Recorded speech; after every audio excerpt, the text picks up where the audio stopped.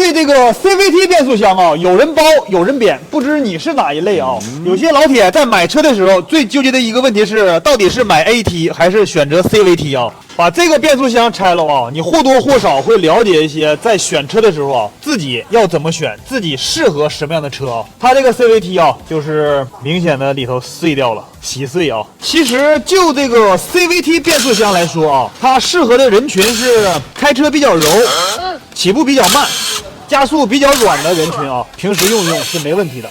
不是说那个 CVT 不能报一架起吗？怎么样才算报一架起？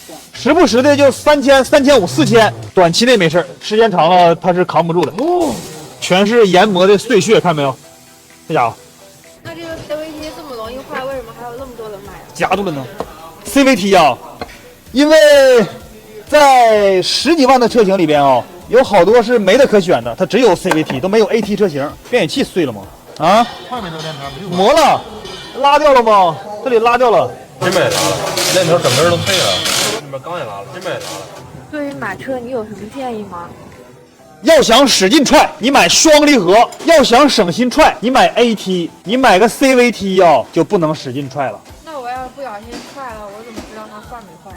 平时偶尔踹一踹没事，你不能天天踹，啥玩意儿也架不住天天踹呀。天天踹就不扛劲儿了。像这个 CVT 变速箱损坏啊，一般都是在12万以上，所以说家用的话啊，也不用太考虑说万一坏了咋办。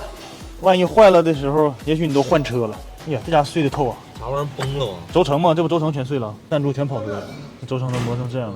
所以说这个 CVT 变速箱坏啊，它不是说买了你就坏了，它得开，它得踹，它得使劲踹，然后它才能坏。